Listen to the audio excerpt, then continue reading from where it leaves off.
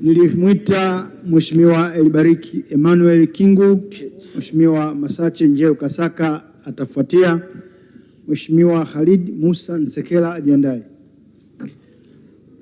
Mheshimiwa Mwenyekiti, nitumie nafasi hii kukushukuru sana kwa kunipa nafasi kuchangia kwenye hoja hii muhimu sana ya bajeti kuu ya serikali. Mheshimiwa Mwenyekiti, kwa mara ya kwanza toka nimekuwa mbunge nikiri, ukisoma kitabu hiki utaona namna gani kwa mara ya kwanza mimi toka nimekuwa mbunge nimeona namna gani microeconomics, macroeconomics, physical na monetary policy zimekuwa articulated katika kuhakikisha taifa la Tanzania tunakwenda kuwa taifa la kujitegemea. Ninawapongezeni sana serikali. Na Mheshimiwa Mwenyekiti, ukienda mbali, ukiangalia katika masuala mazima tunapoongelea GDP ya nchi, ukiangalia namna ambavyo muundo wa bajeti hii umekuja, utaona moja kwa moja kabisa ya kwamba kuna juhudi za makusudi za kutaka kustimulate per capita income ya mwananchi mmoja mmoja kwa lengo la kukuza uchumi wa taifa letu. Mheshimiwa Mwenyekiti, ushauri wangu, kaka yangu Dr. Kitila Mkumbo, mimi ninakujua wewe kama Mtanzania mzalendo na mchapakazi, na ninajua uzalendo wako kwa nchi yetu, wewe na manaibu wako pamoja na Wizara ya Fedha. Ushauri wangu, mmefanya vizuri sana kwenye bajeti hii upande wa monetary policy, lakini ninawashauri nendeni mkafanye review kama mtashindwa kwa mwaka huu, kwa miaka inayokuja katika masuala mazima ya fiscal policy, nendeni mkareview government spending. Mheshimiwa Profesa, ninawashauri nendeni mkareview government spending ili kiasi mtakachokiokoa kutokana na kuokoa katika government spending kikawekezwe katika sekta za uzalishaji ambazo Asunga ametoka kuziongelea. Mheshimiwa Mwenyekiti, ninayasema haya nikitambua, kwa mfano, ukiangalia kiwango cha namna serikali tunafanya spending katika kununua magari ya serikali, Mheshimiwa Mwenyekiti, nina imani kabisa tukiamua kwa makusudi kupunguza mzigo wa Watanzania katika spending ya magari ya serikali, tukapunguza kununua magari ya gharama kubwa kwa viongozi ambao hawana umuhimu wa hizo facility, tutaweza kusave fedha ambazo tutazipeleka zikachochea uchumi katika sekta za uzalishaji kama vile viwanda, usafirishaji, kilimo, uvuvi, jambo ambalo ajira zitakwenda kuongezeka kwa hizi sekta za uzalishaji. Mheshimiwa Profesa, ninawashauri katika hili, nendeni kama serikali mkakae. Kuna mataifa yana mfano, unaweza ukaenda wizarani, waziri akawa na gari kwa sababu muda mwingi anafanya safari, na watendaji wachache wa ngazi ya wizara. Wafanyakazi wengine, toeni incentive wafanyakazi wakopeshwe magari waweze kuyaendesha wao, ili mpunguze gharama ya spending ya serikali katika kuhudumia magari.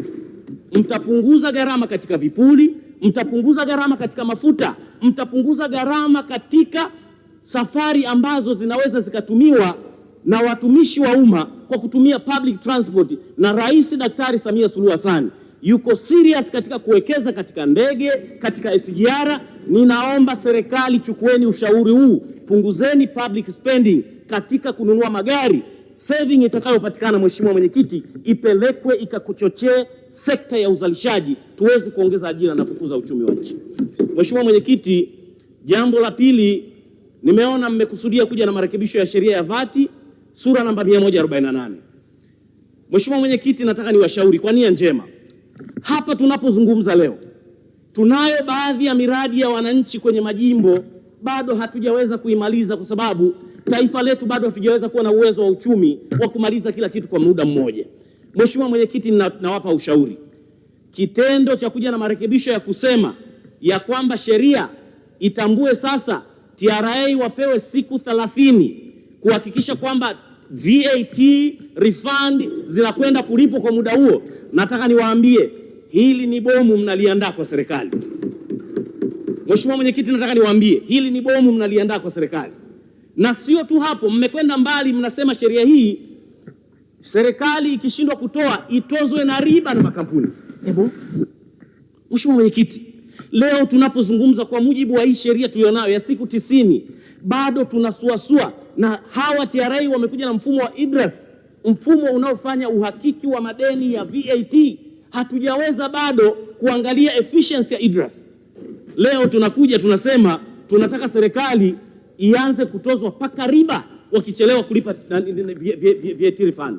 Mheshimiwa Mwenyekiti, ushauri wangu kwa serikali, tusije tukaingiza serikali kwenye mtego mkubwa, tusije tukaingiza mgogoro kati ya makampuni na serikali. Ushauri wangu, acheni mfumo wa IDRAS tuufanyie tathmini, tuone umefanya vipi, kwa sababu mnachokwenda kukitengeneza, ninataka niwaambie, tutakuja kwenye bunge hili, tutakuja kuanza kunyosheana mikono. Msiruhusu sheria hii kwenda kutekelezwa, italeta madhara makubwa kwa TRA.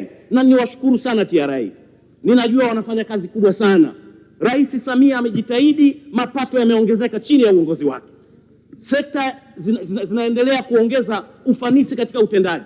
Mheshimiwa Mwenyekiti, ushauri wangu, tusiende na njia hiyo, bado tufanye tathmini ya mfumo wa IDRAS. Ikibidi baadaye tutakuja na mapendekezo ya kushusha angalau zije siku 60 na baadaye 30, lakini kwa sasa hivi tutakwenda kuiumiza TRA na tutakwenda kuupa mzigo mkubwa sana serikali. Huo ni ushauri wangu.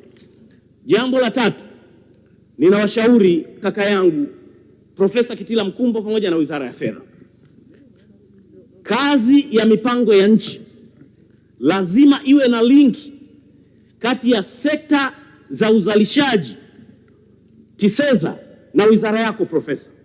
Leo hii tunaweza tukazungumza mwekezaji anataka kuja kuwekeza kwenye kilimo. Hivi leo nikiuliza, kuna linki gani iliyopo kati ya watu wa BRELA, Wizara ya Uwekezaji pamoja na watu wa TISEZA kujua ya kwamba mipango ya wawekezaji wanaokuja kwenye taifa letu inatoa tathmini ya nini tuna reflect kwenye budget tunayojadili? Hivi leo mtu akija anataka kuwekeza kwenye kilimo, kuna taarifa gani zinakwenda Wizara ya Kilimo kujua kwamba mwekezaji huyu atawekeza kwenye kilimo, miundombinu hii na hii inahitajika mwakani kwenye bajeti inakuwa ina reflect, au tunakwenda tukiolela? Nina imani nawe Profesa Kitila Mkumbo kaka yangu, wewe na msaidizi wako Profesa Dr. Chaya, ninajua nyinyi ni watu wasomi. Saidieni mipango ya serikali iendane na kile kinachokuja kuwa reflected kujadiliwa katika kila mwaka wa bajeti, tuweze kusaidia kuwa na mipango imara katika taifa letu. Jambo la tatu, Mheshimiwa Mwenyekiti, jambo la tatu, Rais Dr. Samia amefanya uwekezaji mkubwa sana kwenye sekta ya afya kwenye taifa letu, na ninataka nikwambie Mheshimiwa Mwenyekiti, kwa uwekezaji mkubwa aliofanya Rais Dr. Samia, hii nalizungumza kwa nia njema, kusema kwamba tunaweza tukawatoa Watanzania milioni 60 wakatibiwe Zanzibar, na wakati rais wetu amejenga mavituo ya afya, amejenga mazahanati, amejenga mahospitali. Huko ni kutaka kumdhalilisha Rais Samia, kwamba huku bara rais ameshindwa kusimamia huduma za afya, watu wanakwenda kutafuta huduma za afya Zanzibar. Zanzibar ni kwetu, lakini ukweli ni kwamba huduma za afya zilizopo na miundombinu iliyojengwa na Dr. Samia inatosha kuwafanya Watanzania watibiwe na kupata huduma za matibabu kwa kiwango kikubwa. Tusidhalilishe uwekezaji aliofanya Rais Samia. Rais wetu amenunua mashine za kisasa kwenye mahospitali. Leo tunapozungumza, kuna watu wanatoka mataifa mengine wanakuja bara kutafuta matibabu kwa sababu ya uwekezaji mkubwa Daktari Samia aliyofanya. Jambo la mwisho, Mheshimiwa Mwenyekiti, kama sio kwa muhimu, Mheshimiwa Mwenyekiti, tunajadili bajeti hapa. Ili bajeti hii iweze kutekelezwa, taifa letu linahitaji kuendelea kuwa na amani na umoja. Nchi hii inahitaji kuendelea kuwa na mshikamano, inahitaji kuwa na utulivu. Mheshimiwa Mwenyekiti, tumemaliza kampeni. Tusipoyazungumza haya hapa, tutaliacha taifa letu litaingia kwenye matatizo makubwa ambayo tutarudi tena kuja kuanza kuhojiana. Muda wako umeshamalizika. Ninaomba nimalize kwa kusema, niwaombe wenzetu ambao ni wadau wa maendeleo waache kuhamasisha wananchi kuingia kufanya vurugu kwenye taifa lao. Enough is enough, Mheshimiwa Mwenyekiti.